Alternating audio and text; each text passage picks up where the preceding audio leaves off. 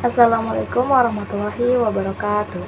Hello everyone, my name is Nabila Faiza Zahra with student ID 24220080 from class A1 2024. So, I am very excited to welcome you all to this, where we are going to explore one of the most fascinating areas of linguistics, that is morphology. Now, you might be wondering, what exactly is morphology?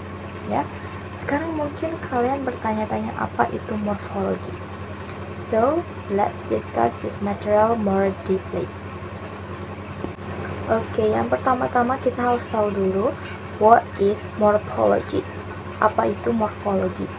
In linguistics, morphology is a branch of knowledge that concerns to study about morpheme or word formation of a language. Ya, artinya dalam linguistik, morfologi adalah cabang pengetahuan yang mempelajari morfem atau pembentukan kata dari sebuah bahasa. Secara etimologi, morph yang artinya the smallest unit of language that has meaning in sound or writing, yang artinya unit terkecil dari bahasa yang memiliki makna berupa bunyi dan dapat dituliskan. While logy as a particular branch or field or learning, cabang ilmu atau pelajaran. Alright, so what are we going to explore in morphology? First, we will get to know what is morphemes and what is word formation. Let's start with morphemes, something we need to understand first, yeah? There are two main types, free morphemes and bound morphemes. Now, free morphemes are split into lexical and functional morphemes, while bound morphemes are divided into derivational and inflectional morphemes. Oke, jadi morfem ini terbagi atas free dan bound. Free juga terbagi lagi ada lexical dan fungsional. Sedangkan bound itu terbagi ada derivational dan inflectional. Alright, now about word formation atau proses perubahan kata. How new words are formed? There are several common processes like affixation, compounding, conversion, backformation, clipping, blending, initialism, and onomatopoeia. These are all part of word formation, though there are still a few other types we can explore as well. Okay, now let's talk about what is morpheme. According to Zufrizal, morphemes are the smallest meaningful units of language. Well, why is the morpheme said is smallest meaningful unit of language? It is meaningful in that it stands for something considered in the speaking meaning. Now, the types of morphemes, tipe dari morpheme. There are two main types, as we mentioned earlier, that is free morphemes and bound morphemes. Let's start with free morphemes first. Free morphemes that can stand alone into word without having to be bound or attached to other morphemes, yang artinya morfem yang bisa berdiri sendiri menjadi kata tanpa harus terikat atau menempel pada morfem lain. Free morphemes are divided into two types, lexical morphemes and functional morphemes. Lexical morphemes are part of an open class. They can stand on their own and clearly carry the main meaning of a message. Jadi, lexical morpheme itu bisa berdiri sendiri dan isi dari pesan yang kita sampaikan itu sudah jelas. Di sini dibagi jadi tiga, ada verb, noun, and adjective.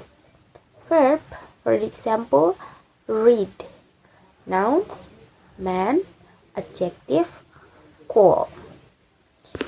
Nah, Functional morphemes, on the other hand, also stand alone, but they don't carry a clear message on their own.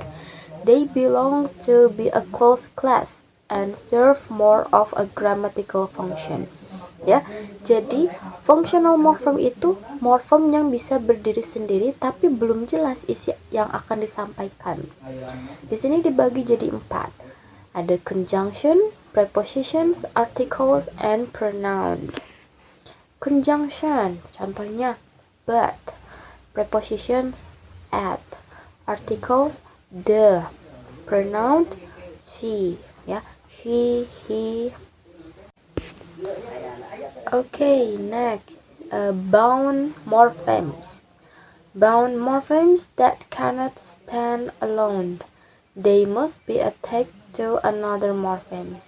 They are divided into 2 types: derivational morphemes and inflectional morphemes. Nah, derivational morphemes are morphemes that, when attached to another morpheme, create a new word or change the word class. They can appear at the beginning of a word, prefixes, or at the end, suffixes. In Indonesian, we usually call this imbuhan. For example, beautiful is adjective, comes from noun, ya, beauty, with the addition of the morphemes full, which turns the noun into an adjective. So, full is a derivational morphem, especially a suffix, because it changes the word class. While inflectional morphemes, on the other hand, do not create new words. They only serve a grammatical function, such as indicating tense, number, or possession. They don't change the word class or the core meaning of the word. For example, books comes from book.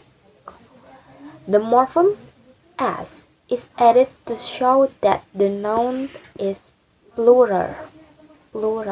Yeah. It doesn't create a new word or change the grammatical category. It's still a noun, which is why as is considered an inflectional morphem. Oke, jadi secara singkatnya, bound morphem itu kan merupakan morfem terikat ya. Nah, derivational itu merubah kelas katanya, seperti tadi contohnya adjective bisa berubah menjadi kata benda. Sedangkan inflectional itu dia tidak akan mengubah kelas kata meskipun diberi imbuhan. Okay, now word formation. Jadi proses pembentukan dari suatu kata. Kita bahas satu ya. Affixation.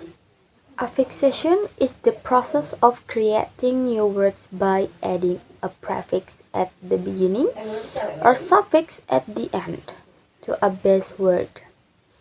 So, afiksasi itu proses pembentukan kata baru dengan menambah prefix di awal atau suffix di akhir ke kata dasar. For example, unkind dari kata dasar atau rootnya adalah kind, ditambah un yaitu prefix dan digabung menjadi kata baru jadinya unkind. Sama seperti contoh lainnya ada friendship, base or rootnya itu friend ditambah suffix di belakang yaitu ship, jadi digabung kata baru yaitu friendship.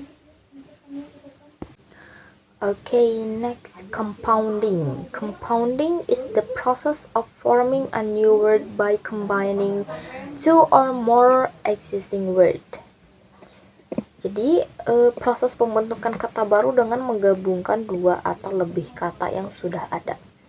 For example, notebook itu berasal dari note and book. Contoh lainnya, toothbrush dari tooth and brush. Begitu. Next, conversion in morphology, also known as zero derivation. Is a word formation process where a word changes its grammatical category without changing its form. Conversion is secure the change of first class with the addition of formal suffix. Jadi dalam morfologi itu sebuah proses pembentukan kata di mana sebuah kata mengubah kategori tata bahasanya tanpa mengubah bentuknya. For example, the word hit can function as both a verb, ya, he hit the ball, gitu, and noun that was a great hit. Another example is talk, which can be a verb. Contohnya, let's talk about it. Or a noun, I enjoy the talk. Okay, next, back formation is the creation of a new word by removing an affix from an existing word. Jadi, proses pembentukan kata baru dengan menghapus bagian kata, biasanya akhiran, dari kata yang sudah ada. For example, editor, kita hapus suffixnya, jadi edit. Another example, happiness, kita hilangkan suffixnya jadi happy. Begitu. Clipping is the process of shortening a longer word by cutting off part of it without changing its meaning. Jadi, proses pemendekan kata dengan memotong bagian kata awal, akhir ataupun tengah tanpa mengubah maknanya. For example, influenza kita cut jadi flu. Kemudian examination jadi exam, begitu. Blending is the process of creating a new word by merging parts of two different words. Jadi blending itu proses menciptakan kata baru dengan menggabungkan bagian-bagian dari dua kata yang berbeda. For example, breakfast and lunch jadi brunch. Kemudian copy and paste jadi kopas. Okay, initialism is the formation of a new word by using the initial letters of several words. Jadi initialism itu pembentukan kata baru dengan menggunakan huruf inisial dari beberapa kata. They are two types, abbreviation and acronym. Dan cara membedakannya, abbreviation itu bisa penyebutannya per huruf. For example, FYI, DNA, POP. Sedangkan akronim itu bisa dibaca atau langsung. Seperti IKIP, UNESCO, NASA, and etc. Okay, the last, onomatopoeia. Onomatopoeia is the formation of words that imitate natural sounds. Jadi, pembentukan kata yang menirukan suara alami. For example, meow. How's that? Ya, suara kucing ya. Okay, another example, bzz. How's that? You can guess. Yes, it's a B sound ya. Okay, terakhir. You can guess. Ini suara apa? Cook a doodle doo. Okay, apa ya itu? Okay guys, and that brings us to the end of this material on morphology. We have explored what morphemes are, the different types such as free and bound morphemes, and how words are formed through processes like affixation, compounding, compression, and etc. Yeah. I hope this video has helped you gain a clearer insight into how words are more than just sounds or letters. They are a meaningful structure that reflect the creativity of language. Thank you so much for watching. Once again, I'm Nabila Faiza Zahra. Keep learning and never stop exploring the wonders of linguistics. See you in the next lesson. Bye bye.